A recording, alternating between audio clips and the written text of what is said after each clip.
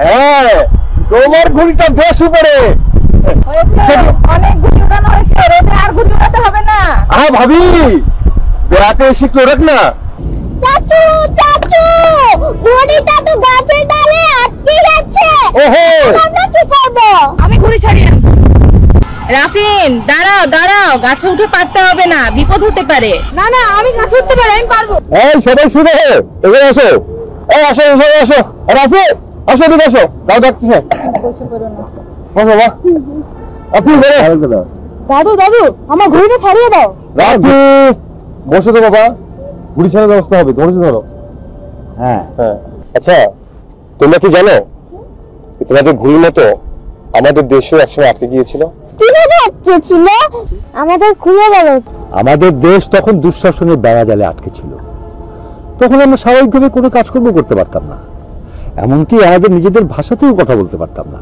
দুঃশাসন কি? দুঃশাসন হচ্ছে অন্যায়, অবিচার, জুলুম সাধারণ মানুষের উপর জোর করে চাপিয়ে দেয়া। তখন সবাই কি করেছে?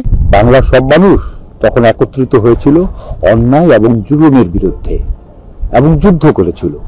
লাখো লাখো শহীদের বিনিময়ে আমরা স্বাধীন হয়েছি 1971 সনে। বাংলার আকাশ চিরতরে মুক্ত হয়েছিল। মুক্ত করার মানে কি? এই মনে করো যে তোমাদের ঘুড়িটা যদি এখন আমরা কাছ থেকে মুক্ত করতে পারি, তাহলে স্বাধীনভাবে আকাশ উঠতে পারবে না। ঠিক তেমনি ভাবে সাধারণ নাগরিকদের স্বাধীনভাবে বাঁচার অধিকার ফিরিয়ে দিয়ে অত্যাচার, জুলুম থেকে মুক্ত করেছে যোদ্ধারা। তার মানে আবার যুদ্ধ হলে আমরাও যুদ্ধে যাব? নীলু, তুই যুদ্ধে যাবি? আমি সবার আগে যাব। আমরাও যাব। আমাদের নানা যুদ্ধে শহীদ হয়েছিলেন। মানুষের জীবনের বিনিময়ে স্বাধীনতা ফিরে আসে।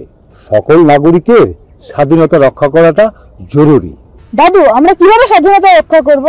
মনোযোগ দিয়ে পড়াশোনা করবে, দেশের কোনো ক্ষতি হয় এমন কোনো কাজ করবে না এবং সবসময় সত্যি কথা বলবে, তাহলেই আমাদের স্বাধীনতা রক্ষা হবে।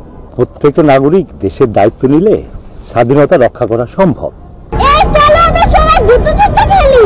হ্যাঁ যাও, এই যাত্রা কি জানি, যা যা যা।